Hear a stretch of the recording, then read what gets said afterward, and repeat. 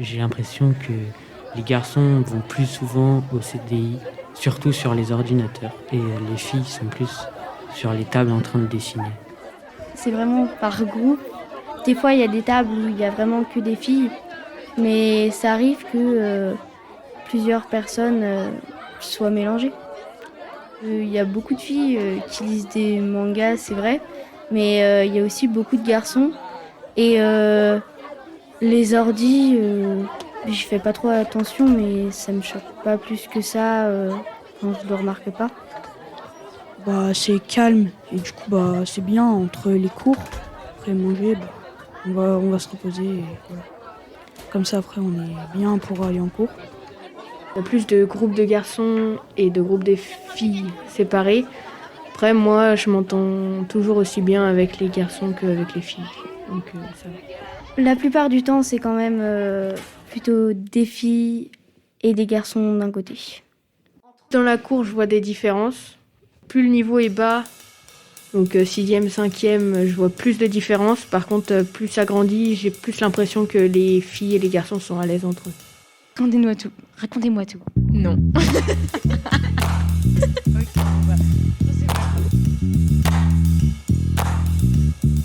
Et vous interviewerez plus. Vous êtes insupportable.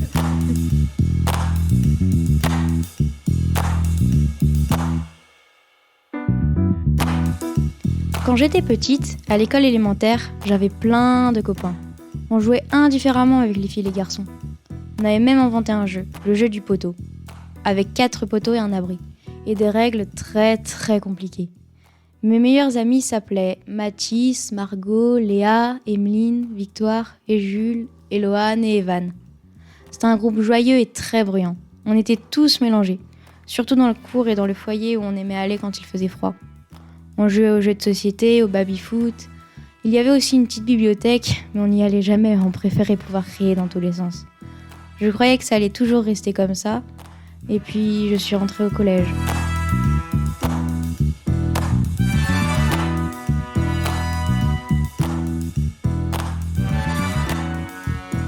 Notre collège est en fond de vallée, entre lac et station de ski.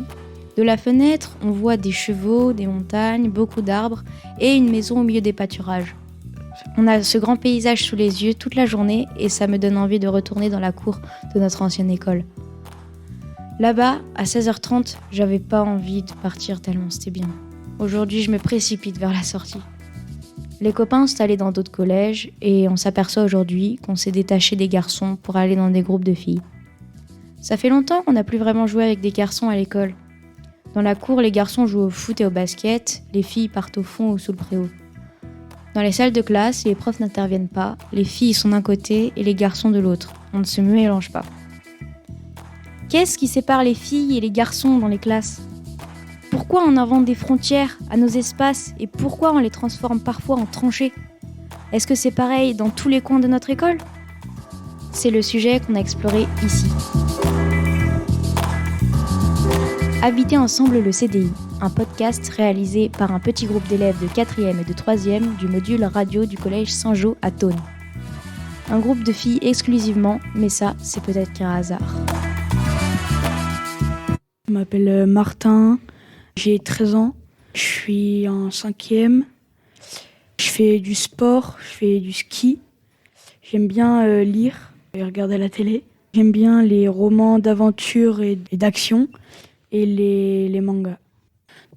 Le CDI, j'y vais en sortant de cours, j'attends que je puisse aller manger. Je vais manger et si j'ai encore du temps avant les cours, j'y retourne un peu. J'y vais seule et par contre, je vais souvent aider à l'amélioration du CDI avec des copains. On va par exemple afficher les dessins des autres personnes qui ont été dans le CDI. On va plastifier tous les livres. Donc pour qu'après ils soient consultables par les élèves à la maison et au CDI. On va les trier, on va bien vérifier qu'ils soient dans l'ordre. Vu que la personne qui s'occupe du CDI, elle peut pas tout faire en même temps, on va aussi l'aider à faire la régulation des personnes dans le CDI pour pas que ce soit trop saturé. Des fois le CDI il est complet, du coup on peut pas travailler, on peut pas lire, on peut pas se reposer. Aussi vérifier que les gens qui veulent faire du travail puissent faire leur travail et qu'ils soient pas remplacés par des gens qui veulent jouer sur, par exemple, leurs ordinateurs. Moi, quand je le fais, c'est avec mes potes qui sont garçons, mais il y a aussi quelques filles qui aident, ouais. Quand on a commencé ce podcast, on pensait qu'on trouverait plein d'élèves pour témoigner des problèmes, dans la place des garçons et des filles à l'école, ou la manière dont ils s'occupent. On voulait enquêter au CDI parce qu'on pensait que ce serait un bon endroit pour voir la différence entre les garçons et les filles. On se disait qu'on trouverait les garçons sur les ordinateurs en train de jouer aux jeux vidéo et les filles en train de lire ou de faire leurs devoirs. On avait lu quelque part que les bibliothèques sont des lieux plutôt féminins. Alors que jusqu'au XIXe siècle, les bibliothèques sont des lieux de savoir réservés aux hommes. Il a fallu attendre 1906 pour qu'une femme entre à l'école de Chartres et se forme au métier. Aujourd'hui, les études montrent que ce sont des lieux majoritairement fréquentés par des femmes. Parce que les bibliothèques au cours du XXe siècle sont de moins en moins considérées comme des hauts lieux du savoir, mais plutôt comme des espaces calmes et tranquilles loin de l'agitation du monde. Depuis, il y a des coins enfants dans les bibliothèques. La profession s'est féminisée à tel point qu'en 2008, 81% des personnes bibliothécaires sont des femmes. Ben oui, selon ces messieurs importants de la France de l'après-guerre, qui de mieux pour ranger, classer et faire la lecture aux enfants que les femmes ?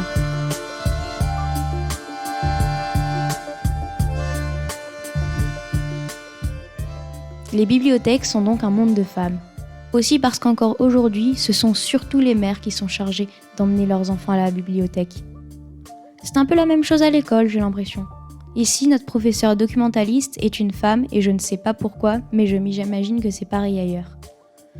Si vous me demandez de dessiner le CDI, de tête, je dessine un espace d'emboîtement avec des tables en îlot au centre, les livres autour, une autre couronne composée des ordinateurs et des fenêtres. Un coin avec les BD et un coin avec un grand bureau et la documentaliste souriante qui dit doucement « Chut, chut ». J'imagine une salle reposante, lumineuse, un univers intérieur paré de stéréotypes féminins, le calme, la douceur, l'intérieur et même des tables en forme arrondi. Dans ce monde ordonné, aux livres bien rangés, c'était facile de ranger les garçons devant les jeux vidéo et les filles devant les dessins. On s'est imaginé ensuite que ça posait un problème aux filles de ne pas pouvoir accéder aux ordinateurs et que les garçons, eux, se sentiraient pas trop à l'aise d'être poussés vers la périphérie de la salle. Donc, en pensant ça, on a été presque déçus en interviewant nos camarades de ne pas trouver quelqu'un en colère contre les problèmes de place au CDI. Puis, on s'est dit que c'était plutôt une bonne nouvelle qu'il y ait un lieu dans l'école où chacun trouve sa place, qu'il soit fille ou garçon. Le CDI est un espace beau, accueillant, coloré, lumineux. Il dispose des conditions de travail idéales. C'est un endroit où chacun peut se détendre en lisant, dessinant, écrivant et en travaillant. Cette salle a été créée afin d'accueillir les filles et les garçons en proposant des livres adaptés pour chacun, qu'ils soient filles ou garçons. On y trouve des histoires vraies, des BD, des documentaires avec des héros et héroïnes masculins ou féminins. En bref, cet endroit est fait pour que chacun trouve son bonheur, son passe-temps et se sente bien.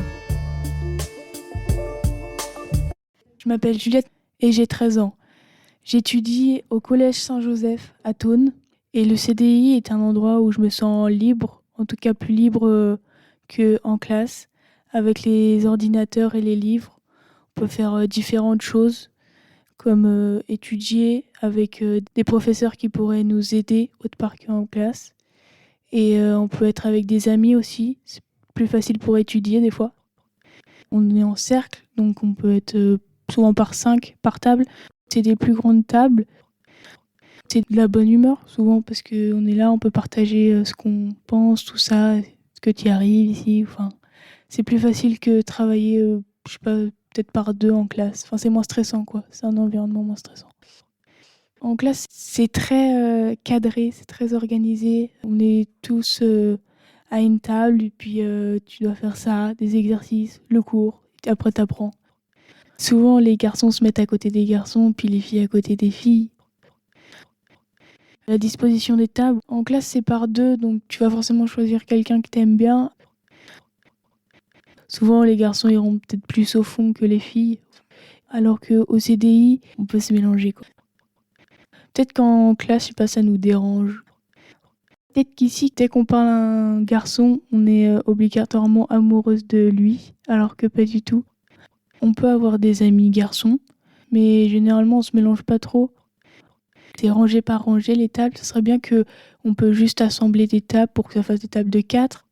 Je sais pas trop. Ou disposer pas de la même manière, enfin pour que ce soit un peu plus libre, parce que là il y a des rangées, t'assois là, et peut-être que aussi à des cours on nous autorise à se mettre à côté de quelqu'un d'autre pour pouvoir changer, peut être à côté tout le temps de la même personne, ce serait déjà un peu moins stressant je pense. Quand tu vas en classe, tu sais que souvent c'est pour travailler. Je vais me mettre à côté de quelqu'un que je sais je vais pouvoir discuter sans être timide. Alors qu'au CDI, tu peux des fois juste dessiner ou alors lire un livre. J'aime beaucoup le CDI. Quand on écoute les élèves, chacun a l'air de trouver sa place au CDI. Mais ça ne m'empêche pas de me demander si c'est parce qu'il n'y a pas de problème ou parce qu'on est habitué à rester à notre place.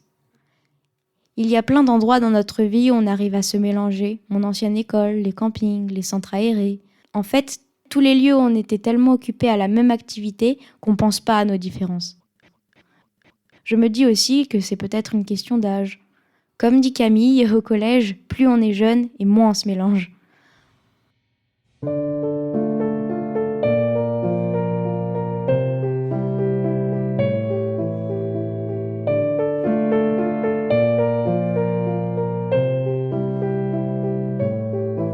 Quand je passe dans le hall du lycée, j'ai l'impression que tout le monde est ami et ce n'est pas juste les amoureux qui restent ensemble. Même si on en voit plein qui sont en train de se bécoter.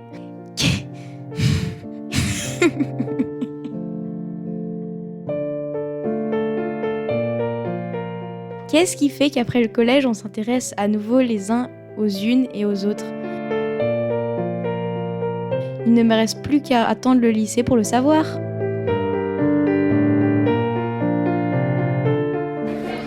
C'était Pratique le CDI, un podcast des élèves du collège de Saint-Jean à Thônes. La narration c'est Maë et Nadège, les textes c'est Maëlle et Lou, les interviews c'est Gaëlle, le montage et l'habillage sonore c'est Nadège et Lucille, avec des musiques de Hicham Shahidi. Merci à Camille, Romain, Martin, Romy et Avril d'avoir répondu à nos questions. Merci à Madame Assada de nous avoir aidés à réaliser ce podcast. Et un grand merci à Madame Dujipina de nous avoir ouvert les portes de son CDI.